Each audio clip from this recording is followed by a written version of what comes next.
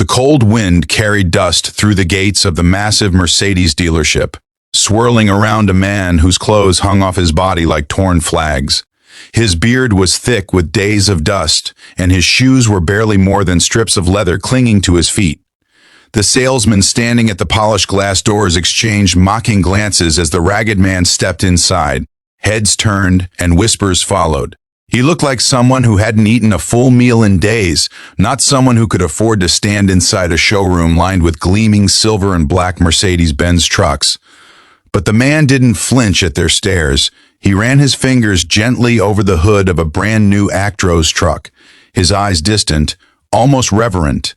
Then, in a voice soft but steady, he said, "I'll take 5 of these."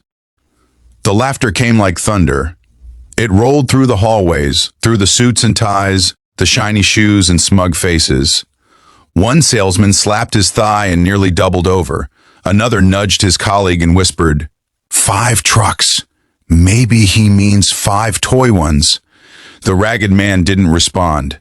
He simply looked at the price tag, nodded quietly, and asked, "Can I sit down somewhere to fill the forms?" Before we go further, if you believe in kindness, second chances, and the idea that life can surprise us when we least expect it, please take a moment to like, comment, share, and subscribe to Kindness to Heart. Your small gesture helps keep these real, soul-touching stories alive. The manager of the dealership, a broad-shouldered man with a polished wristwatch, approached the ragged stranger with a smirk that barely hid his contempt. "Sir," he said, emphasizing the word with sarcasm, "these are commercial-grade trucks. Each costs more than your lifetime of, well, whatever you do. Are you sure you're in the right place?" The man smiled faintly. "I'm in the right place," he said. "But maybe you're not seeing right." The laughter started again. The manager waved dismissively. "Look, my friend, if you're here for the air conditioning or to rest your legs, that's fine. But let's not waste anyone's time, okay?" The man didn't argue. He looked around one last time, then turned to leave. But before he stepped out, he said something quietly that made everyone stop. "Sometimes," he murmured, "the people who look poorest are the ones who once had everything, and lost it because of people who look just like you." Then he walked out into the sunlight, his silhouette shrinking against the glare. That evening, the staff laughed about him again as they closed shop. 5 trucks. "What a joker," one of them said, wiping the counters. They didn't know that their laughter would soon turn into regret, the kind that would follow them for the rest of their lives. 3 days later, a convoy of black SUVs pulled up in front of the same dealership. Men in dark suits stepped out, one after another, their badges shining in the sun. The manager rushed to the door, confused. A man in his 40s, dressed in an elegant navy suit, stepped forward. "Good morning," he said, handing over a business card. The card bore the golden emblem of Khan Logistics International, one of the largest freight companies in the region. "Mr. Khan will be arriving shortly. He's here to finalize a bulk purchase of Mercedes trucks. He specifically asked to meet your manager." The staff exchanged excited looks. "A big deal!" Finally, something to celebrate. They straightened their ties, adjusted their jackets, and prepared for what could be their biggest sale of the year. Then, moments later, a Rolls-Royce Phantom rolled into the lot.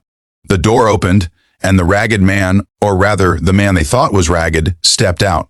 Only this time, his face was clean-shaven, his hair neatly combed back, and his suit shimmered under the morning sun. He walked with quiet confidence, the kind that comes from surviving storms and still standing tall. The same man they had mocked now looked like someone whose words carried weight, authority, and power. The manager's jaw went slack. One of the salesmen nearly dropped the coffee cup he was holding. The man looked around the room, scanning the same faces that had laughed at him 3 days earlier. "Good morning," he said calmly. "I'm Mr. Khan. I believe I said I'd take 5 Mercedes trucks?" No one spoke. The silence was thick, trembling. The manager stammered, "Sir, we didn't know. It's just that you looked—" Mr. Khan raised a hand, stopping him mid-sentence. "You looked at my clothes and made a judgment. You decided my worth before hearing a word I said. I came here that day not just to buy trucks, but to see if your dealership had the kind of respect that money can't buy."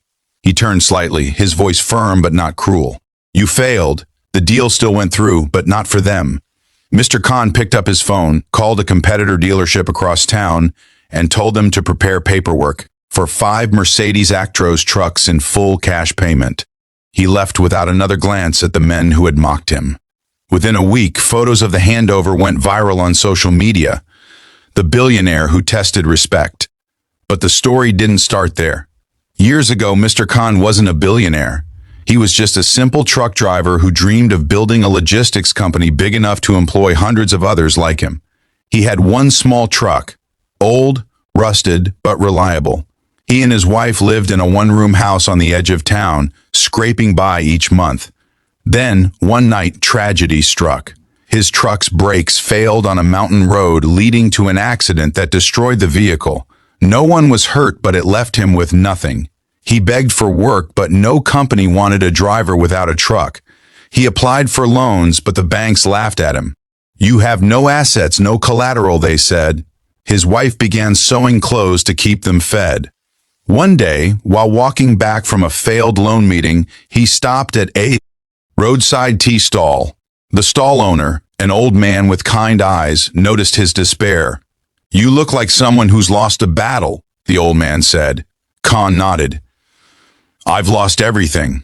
The old man poured him a cup of tea and said quietly, "Maybe not everything. As long as you have your dignity and your word, you still have currency the world can't measure." Those words stayed with him. Years later, Khan started doing odd delivery jobs for small factories, renting old trucks by the hour. Every time he got paid, he saved a little. It took 10 years before he could buy his first new truck. Then 2, then 10. His reputation for honesty spread like wildfire. People trusted him because he kept his word.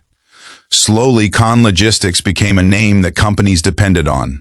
By the time he turned 50, he had more than 600 trucks under his name. But he still remembered every insult, every door slammed in his face, every laugh that told him he wasn't good enough. So when he walked into that Mercedes dealership in old clothes, he wasn't testing their cars. He was testing their character. The next week, the dealership manager came to his office to apologize. He was trembling when he entered, holding a small box.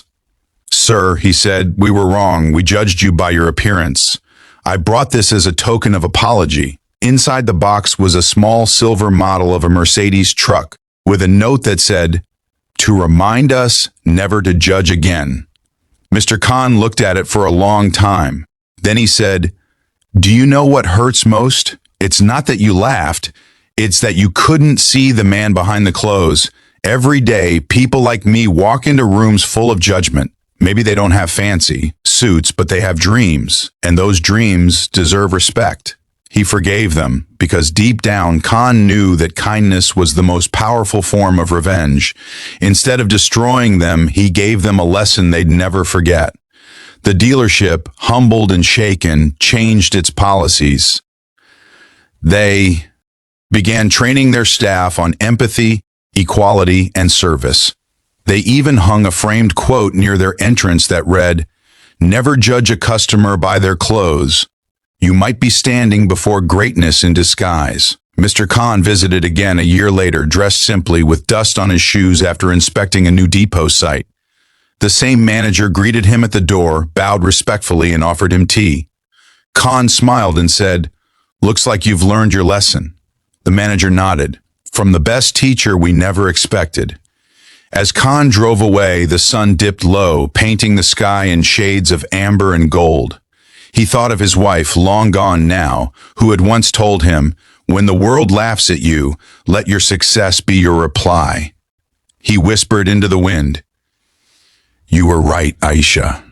You always were. If this story touched your heart, if you believe respect should never depend on appearances, please like, share, and subscribe to Kindness to Heart." Stories like these remind us that humility is not weakness and compassion is not naivety. They are the true marks of greatness. Before we end, I'd love to hear your thoughts. Have you ever been judged unfairly because of how you looked or where you came from? Tell your story in the comments, because your voice might be the one that inspires someone else to never give up. And remember, the richest hearts are often found beneath the poorest clothes.